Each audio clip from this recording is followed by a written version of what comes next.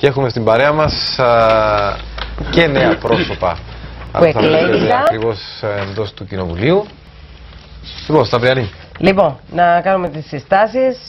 Έχουμε το Μιχάλη το Σοφοκλέο από το Δημοκρατικό Συναγερμό. Καλημέρα. Μπορεί ο Μιχάλης να μην κατάφερε, αλλά... Θέλω να πω και κάτι σε αυτό. Ναι.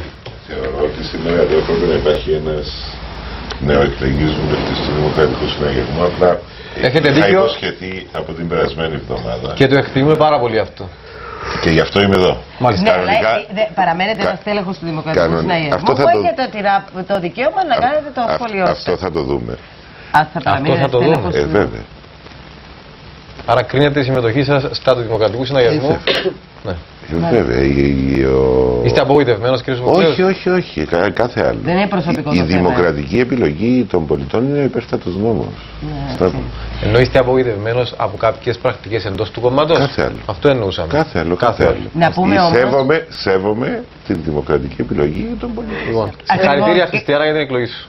Ευχαριστώ πολύ. Να είστε καλά. Λοιπόν, Στέφανο Στεφάνου από το ΑΚΕΛ. Συγχαρητήρια κύριε Στεφάνου. Ευχαριστώ. Θέλω να πω κάτι για τον Μιχάλη τον Σοφοκλέους και για τον Σοφοκλή τον Σοφοκλέους. Καλησπέρα κύριε Σοφοκλέου. Είναι από τους ανθρώπους που έδωσαμε πολύ εντιμότητα και μέσα στα πλαίσια της πολιτικής δεοντολογίας την μάχη στις εκλογές. Και έστω και δεν εκλέγηκαν, νομίζω ότι κέρδισαν την εκτίμηση του κόσμου, γιατί προεκλογικά γίνονται διάφορα και λέγονται διάφορα, ενώ κράτησαν έναν επίπεδο. Ναι. Και εγώ αυτόν το αναγνωρίζω και του συγχαίρω. Ναι, και είναι γεγονός, κύριε Σοφοκλέου, ότι σας εύχονταν με ιδιαίτερη θέρμη οι συναγωνιστές του ΑΚΕΛ να εκλεγείτε στη Νέα Βουλή. Το ήθελαν. Έκαναν ωραίες συζητήσεις μαζί σας και αντιπαραθέσεις. Σήμερα μπορούμε να μιλάμε και πιο ελεύθερα. Ναι. Για παράδειγμα, με τον κύριο Σοφοκλέο δεν έχουμε βρεθεί συχνά. Ναι. Αλλά με την Χριστιανά και τον Στέφανο που έχουμε βρεθεί πάρα πολλές φορές. Όταν νιώθεις να συνομιλάς με ένα επίπεδο, όπως είπε και ο Στέφανος, απολαμβάνεις την πολιτική συζήτηση και θεωρείς κιόλας ότι εξυπηρετείς την ουσία της πολιτικής. Και στέλνεις και μηνύματα. Και επιτρέψτε μου και εμένα να συγχαρώ και την Χριστιανά και τον Στέφανο και θεωρώ ότι, σας είπα πλέον μιλάμε πιο ελεύθερα, θεωρώ ότι πολύ ορθώς έχουν καταλάβει θέσεις στο Κυπριακό Κοινοβούλιο. Ευχαριστώ. Λοιπόν, κύριε Σοφοκλέους και κύριε Σοφοκλέους, εμείς... Λέτε με Μιχάλη εμένα. Ναι, και με ταπεινά, τη διαφορά και τους δύο αυτό που θα πούμε, πολύ ταπεινά, όσο μας επιτρέπετε, εμείς με τη Σταυριανή θα σας ζητήσουμε να μείνετε ενεργά αναμειγμένοι και στην πρώτη γραμμή. Θα είναι απώλεια να απομακρυνθείτε, κύριε Σοφοκλέους. Είστε από τις καθαρές τις φωνές, από τις δυνατές παρουσίες, με ό,τι και αν αυτό συνεπάγεται, γι' αυτό... μην φύγετε, μείνετε... Είναι και πρωί, είναι και εκπομπή μας τέτοια. Η επιλογή των πολιτών είναι υπέρτατη εξουσία. Σωστό. Είμαστε σε δημοκρατία και να χαιρόμαστε που είμαστε σε δημοκρατία, να χαιρόμαστε που οι πολίτες αποφασίζουν και επιτρέψτε μου να πω ότι και αυτοί που αποφάσισαν να μην αποφασίζουν ίσως αυτοί έχουν και το μεγαλύτερο μερίδιο της ευθύνης αν αύριο πάει κάτι στραβά. Αυτοί που δεν πήγαν να ψηφίσουν θεωρείτε ότι έχουν το δικαίωμα να κρίνουν? Όχι, διότι μονίμως χαϊδεύουμε την αποχή. Και μονίμως την χαϊδεύουμε και την προωθούμε κιόλας, διότι όταν λέμε πρώτο κόμμα ο κανένας, όλοι οι πολιτικοί είναι ήδη, όλοι είναι όχι καλοί ή άχρηστοι λέμε πολλές φορές. Και εκμηδενίζουμε τα πάντα και τους πάντες, διότι αυτό κάνουμε τα τελευταία χρόνια. Και προωθούμε την αποχή, αυτά είναι και τα αποτελέσματα. Σε ό,τι αφορά τη συμμετοχή μιλάω. Ναι. Και οι πολίτες που δεν πήγαν χτες να ψηφίσουν, όχι δεν έχουν το ίδιο δικαίωμα τουλάχιστον να κρίνουν με αυτούς που πήγαν να ψηφίσουν. Δεν έχουν το ίδιο δικαίωμα να απογοητευτούν. Και σας είπα, εγώ σας το είπα και από την περασμένη εβδομάδα, Σταύρο. Ναι. Χτες κρίθηκαν οι πολιτικοί και τα κόμματα και οι υποψήφοι. Χτες κρίθηκε και η κοινωνία. Διότι αυτό που θα δούμε από την Δευτέρα, καλό ή κακό, είναι αποτέλεσμα αντανάκλαση της επιθυμίας της ίδιας της κοινωνίας. Ναι, αλλά η κοινωνία μπορεί να ήρθε και να είπε, όχι να δημιουργήσουμε έναν πύργο της Βαβέλ, να έδωσε το μήνυμα, αυτοί που ψήφισαν τουλάχιστον, συνεργαστείτε. Βρείτε τον τρόπο όλοι να συνεργαστείτε. Επειδή ο πύργος της Βαβέλ ήταν δική μου. Ήταν δική σου ατάκα, ναι. Όχι στο ρίξ, άλλο κανάλι. Στο ΜΕΚΑ, ναι. Επειδή ήταν δική μου φράση ο πύργος της Βαβέλ, εγώ πιστεύω, προβλέπω ότι θα έχουμε μια δύσκολη κατάσταση. θα έχουμε μια πολύ δύσκολη κατάσταση. Οι συνθέσεις και οι ισορροπίες όπως υπάρχουν αυτή τη στιγμή στην Βουλή δεν είναι καθόλου εύκολες. Οι συμβιβασμοί που πρέπει να γίνονται, ξέρετε, λένε όχι στα παζάρια οι πολίτες και το ένα και το άλλο, και έβαλαν την Βουλή όπως το λαϊκό πανηγύρι παζαριού. Για να περνάει ένα νομοσχέδιο θα πρέπει να γίνονται οι συμβιβασμοί του κόσμου. Αυτό σωστά είπε Σταυριανή προηγουμένως, είναι και αυτό επιλογή. Δηλαδή το να υπάρχει σύνθεση μεταξύ τόσων πολλών είναι και αυτό επιλογή της κοινωνίας, την οποία έκανε. Κύριε Σοφοκλέος, Μιχάλη, σας στοίχησε η κυρία Θεοχάρους, σας έκανε ζημιά? Να σας πω όμως, θέλω να μου σχολιάσετε το εξής σε συνδυασμό με αυτό. Ο κύριος Νεοφύτου, όταν έφυγε η κυρία Θεοχάρους και αποφάσισε να κάνει κόμμα, είπε ότι δεν θα επηρεαστούμε από την κυρία Θεοχάρους. Δεν μπορεί να μας επηρεάσει. Ναι. Λοιπόν, και βάζει και στόχους ψηλούς ο κύριος Νεοφύτου για τις εκλογές αυτές. Έβλεπε ένα 35% και 37% να ανεβάζει ποσοστά. Αυτά. Αν θέλετε να κάνω μια... Ναι. Θέλω να κάνω μια εξελογή του αποτελέσματος, μια φράση πρώτα γενικά και μετά για τους... Ναι, παρακαλώ. Ναι.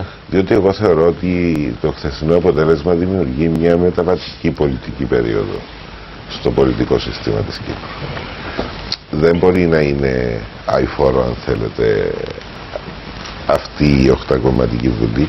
Καταρχήν διότι υπάρχουν πολλά μικρά κόμματα που λένε ένα περίπου τα ίδια πράγματα. Και ίσως... Όσον αφορά στο Κυπριακό. Και την οικονομία. Και την οικονομία, ναι. Δηλαδή μεταξύ. Μην ονομάζω τώρα, γιατί να μην έχουμε αντιπαράθεση. Το κόμμα της κυρίας Θεοχάρους δεν μπορούμε να προβλέψουμε που θα κινηθεί, γιατί ο κύριος Σιλούρης σε κάποιες περιπτώσεις ήταν με την κυβέρνηση και σε κάποιες άλλες περιπτώσεις ήταν στην αντιπολίτευση. Δηλαδή... συμμετείχε και στην κυβέρνηση. Ναι, το ξέρω, αλλά μετακινεί το. Ένα περίπου η φιλοσοφία, τώρα μην συζητάμε για μεμονωμένα. Η φιλοσοφία μιας σειράς κομμάτων και αυτά που υποστηρίζουν είναι περίπου ταυτόσιμα. Αυτό δεν μπορεί να μείνει, να αντέξει στον χρόνο. Και δεν μπορούν να αντέξουν όλοι και δεν μπορούν να είναι προσωποπαγή σχήματα να παραμένουν για πολλές εκλογικές αναμετρήσεις. Ναι, κάτι θα πρέπει να κάνουν κάποια στιγμή. Η ζωή θα το φέρει από μόνη της. Οπότε έχουμε μία μετάβαση. Έχουμε για τον Δημοκρατικό Συναγερμό τώρα. Και θα πρέπει να δούμε, θα πρέπει να το μελετήσουμε. Ναι, έχασε δύο έδρες. Και η Βουλή η αυριανή θα πρέπει να αποδείξει στους πολίτες ότι είναι καλύτερη από την προηγούμενη. Είναι η πρώτη Βουλή μετά από βουλευτικές εκλογές που η πρώτη της δουλειά θα είναι να πρέπει να αποδείξει ότι είναι καλύτερη από την προηγούμενη. Διότι αν δεν είναι καλύτερη από την προηγούμενη θα έχουμε και ως κοινωνία και ως πολιτικό σύστημα αποτύχει χτρά. Παραμένει, λέτε, λερωμένη εικόνα του Κοινοβουλίου. Όχι, ούτε παραμένει, ακόμα δεν έχουν ξεκινήσει. Η προηγούμενη εικόνα, αυτή που έφυγε. Μέχρι να αλλάξει. Λέω ότι η Βουλή αυτή πρέπει να αποδείξει ότι είναι καλύτερη από την προηγούμενη Βουλή. Αυτό λέω. Πάμε τώρα στον Δημοκρατικό Συναγερμό. Για τον Δημοκρατικό Συναγερμό ήταν ένα γλυκό μικρό αποτέλεσμα. Στην αρχή πανηγυρίσε ο κύριος Σαβέρου χθες.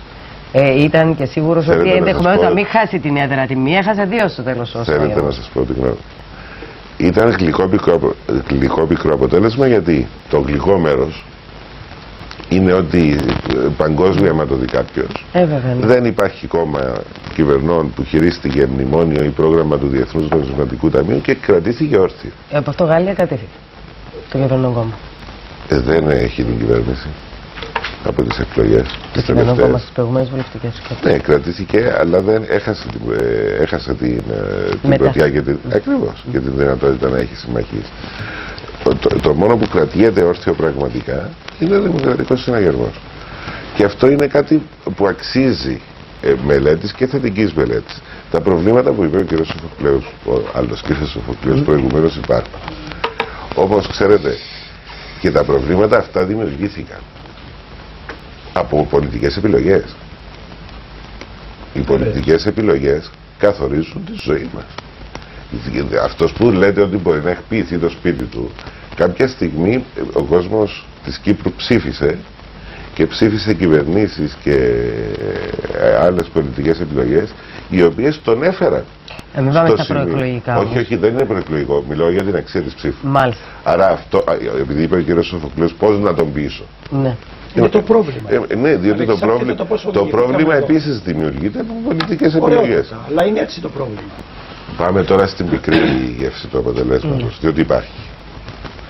Και η πικρή γεύση είναι ότι έχουμε καθαρή την πρώτη θέση ως Δημοκρατικός Συναγερμός. Αυτό που λένε όλοι ότι ο δικομματισμός επιλήγηκε με μια περίεργη εξίσωση ισχύει, αλλά όχι εξαιτίας του Δημοκρατικού Συναγερμού. Όμως δεν πάβει από το να έχουμε χάσει ένα 10% της δύναμης, 3 ποσοστιαίες μονάδες, και πρέπει αυτό να αξιολογηθεί και να μελετηθεί. Είπατε, Σταυριανή, προηγουμένως για την κυρία Θεοχάρου. Ναι. Προσωπική μου ανάλυση είναι ότι ο Δημοκρατικός Συναγερμός πολύ περισσότερο έχασε προς ανθρώπους που δεν προσήλθαν να ψηφίσουν. Και εσείς το θεωρείτε, πώς το έχετε? Από την αποχή δηλαδή θεωρείτε? Βεβαίως, παρά προς οποιοδήποτε άλλο κόμμα, μικρό ή μεγάλο. Είχε και εισρωές ο Δημοκρατικός Συναγερμός από άλλα κόμματα. Ναι, το ερώτημα που τίθεται, αν μου επιτρέπετε, επειδή και το ΑΚΕ λέει ότι από την αποχή έχασε και ο ΔΣ λέει από την αποχή. Το ΔΕΚΟ διατήρησε πάνω κάτω τα ποσοστά.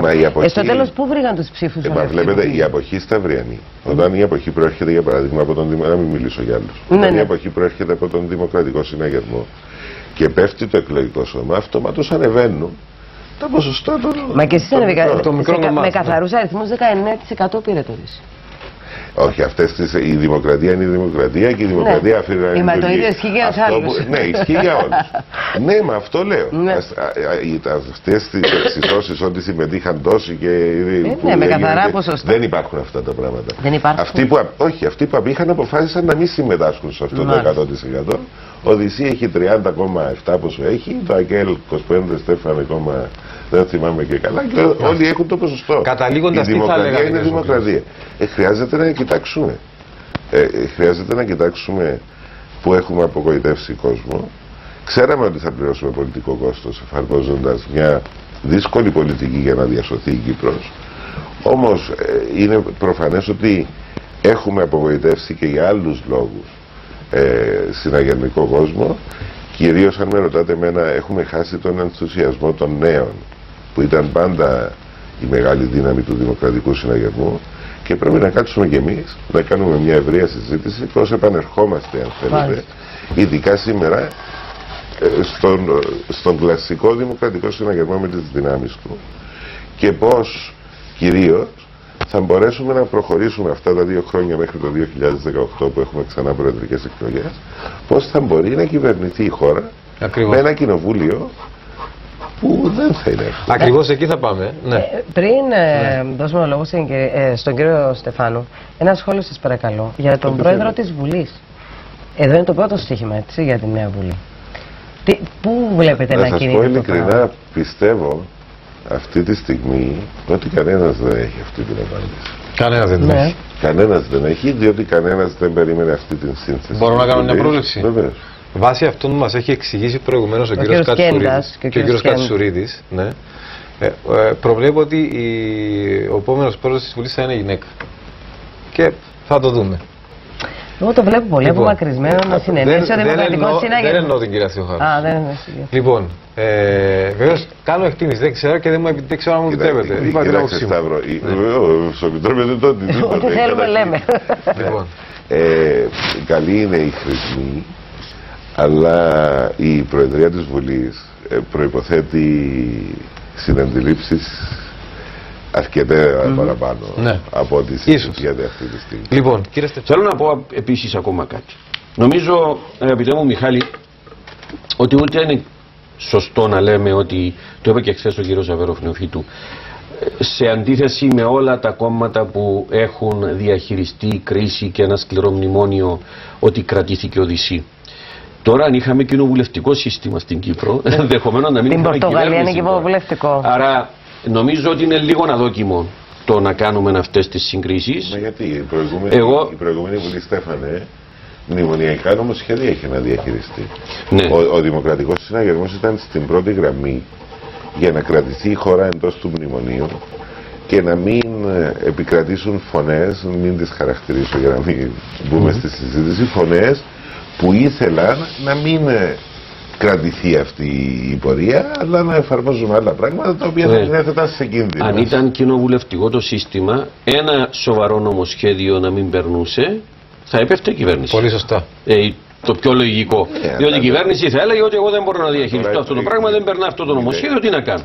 Λέω τώρα αυτές είναι ασκήσεις εργασίας. Όλοι συμφωνείτε ότι δεν χωρούν πανηγυρισμοί για κανένα κόμμα. Πολύ σωστά. Ότι είναι κρίσιμες οι βουλευτικές εκλογές και από την άλλη. Όχι, είναι κρίσιμες. Και από την άλλη να προσπαθήσουμε να χαλαρώνουμε το ρόλο του Κοινοβουλίου. Νομίζω, Μιχάλη, συμφωνούμε όλοι ότι δεν χωρούν πανηγυρισμοί για κανένα κόμμα. Ευχαριστούμε πάρα πολύ. Κάθε επιτυχία στους νέους βουλευτές, τον κύριο Στεφάνο, στην κυρία Ροδοκρίτου. Καλή δουλειά, να σας ευχηθούμε. Και στον κύριο Σοφοκλέου. Καλή δουλειά και πολλή δουλειά. Και στον άλλο κύριο Και να παραμείνετε στις επάλξεις, κύριε Σοφοκλέου. Καλή δουλειά στην Βουλή. Έχουμε εκλογές, άστε με τώρα. Δηλαδή έχουμε εκλογές, έχουμε νέα Βουλή. Έχουμε εκλογές, έχουμε νέα Βουλή. Να ευχηθούμε καλή επιτυχία και να φανεί η αντάξια των προσδοκιών του κόσμου που ψήφισε χτες. Πολύ σωστά. Και ο Θεός βοηθός. Πάμε σε διαφήμιση και να ερχόμαστε.